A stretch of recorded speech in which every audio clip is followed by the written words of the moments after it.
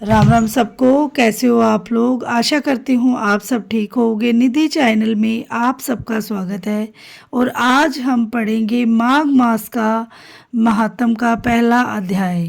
एक समय श्री सूत जी ने अपने गुरु श्री व्यास जी से कहा कि गुरुदेव कृपा करके आप मुझे से माघ मास का महात्म कहिए, क्योंकि मैं आपका शिष्य हूँ।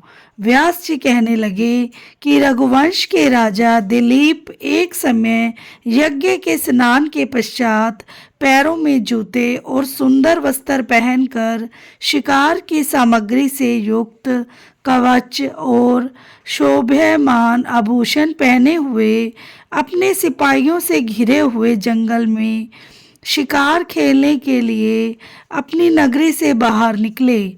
उनके सिपाही जंगल में शिकार के लिए मृग, व्याघ्र, सिंह आदि जंतुओं की तलाश में इधर उधर फिरने लगे। उस वन में वनस्थली अत्यंत शोभा को प्राप्त हो रही थी।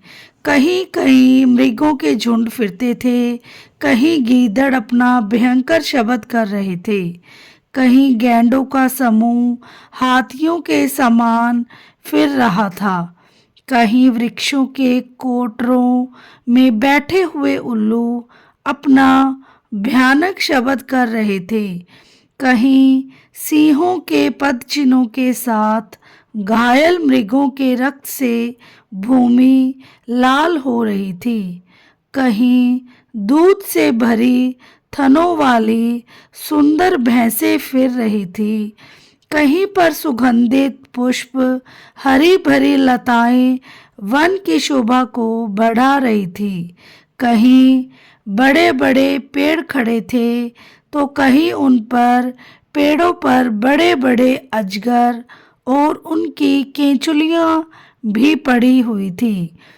उसी समय राजा के सिपाहियों के बाजे की आवाज सुनकर एक मृग वन में से निकलकर भागने लगा और बड़ी बड़ी चौकड़ियां भरता हुआ आगे बढ़ा। राजा ने उसके पीछे अपना घोड़ा दौड़ाया, परंतु मृग पूरी शक्ति से भागने लगा। मृग कांटेदार वृक्षों के एक जंगल में घुसा और राजा ने भी उसके पीछे वन में प्रवेश किया, परंतु दूर जाकर मृग राजा की दृष्टि से ओझल होकर निकल गया। राजा निर्जन वन में अपने सैनिकों सहित प्यास के मारे अति दुखित हो गया। दोपहर के समय अधिक मार्ग चलने से सैनिक थक गए और घोड़े रुक गए। कुछ देर बाद राजा ने एक बड़ा भारी सुंदर सरोवर देखा, जिसके किनारों पर घने वृक्ष थे। इसका जल सज्जनों के हृदय के समान स्वच्छ और पवित्र था। सरोवर का जल लहरों से बड़ा सुंदर लगता था। जल में अनेक प्रकार के जल जंतु, मछलियां आदि स्वच्छंदता से इधर उधर फिर रही थी। दुष्टों के समान निर्दयी चित्त वाले मगरमच्छ भी थे। किसी किसी जगह लोभी के समान सीमाल भी पड़ी हुई थी, जैसे विपत्ति में भरे पड़े हुए लोगों को दुखों को हारने वाले दानी पुरुष के समान यह सरोवर अपने जल से सबको सुखी करता था। जैसे मेघ चातक के दुखों को हरता है, इस सरोवर को देखकर राजा की थकावट दूर हो गई। रात्रि को राजा ने वहीं विश्राम किया और सैनिक पहरा देने लगे और चारों तरफ फैल गए।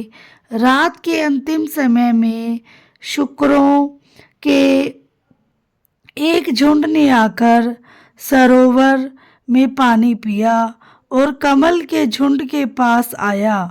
तब शिकारियों ने सावधान होकर शुकरों पर आक्रमण किया और उनको मारकर पृथ्वी पर गिरा दिया। उस समय सब शिकारी कोलाहल करते हुए बड़ी प्रसन्नता के साथ राजा के पास गए और राजा प्रभात हुआ देखकर उनके साथ ही अपनी नगरी की तरफ चल पड़ा, जिसका शरीर तपस्या और नियमों के कारण बिल्कुल सूख गया था, जो मृगछाला और वल्कल पहने हुए था और नख, रोम तथा केश धारण किए हुए था। राजा ने ऐसे घोर तपस्वी को देखकर बड़े आश्चर्य से उसको प्रणाम किया और हाथ जोड़कर खड़ा हो गया। तपस्वी ने राजा से कहा कि हे राजन, इस पुण्य शुभ माघ में इस सरोवर को छोड़कर तुम यहाँ से क्यों जाने की इच्छा करते हो? तब राजा कहने लगा कि महात्मन, मैं तो माघ मास में स्नान के फल को कुछ भी नहीं जानता। कृपा करके आप विस्तार पूर्वक कहिए। ये थी हमारी माघ महात्म के पहले अध्याय की कथा। तो आपको आशा करती हूँ मेरी कथा पसंद आई होगी और मुझसे कोई गलती हुई तो मुझे क्षमा करना। और माघ मास में स्नान करने का बहुत ज़्यादा महत्व है, तो आप सबसे मेरी प्रार्थना है कि जो भी लोग धार्मिक प्रवृत्ति के हैं तो माघ मास में सुबह जल्दी उठकर स्नान करें और भगवान विष्णु की पूजा पाठ करें, तो इससे आपको बहुत ज़्यादा शुभ फलदायी होगा। और चलो हम थोड़ा सा कीर्तन करते हैं। श्रीमन नारायण नारायण नारायण, भजमन नारायण नारायण नारायण, जपमन नारायण नारायण नारायण, लक्ष्मी नारायण नारायण नारायण, श्रीमन नारायण नारायण नारायण, लक्ष्मी नारायण नारायण नारायण, भजमन नारायण नारायण नारायण, लक्ष्मी नारायण नारायण नारायण। बोलो विष्णु भगवान की जय हो।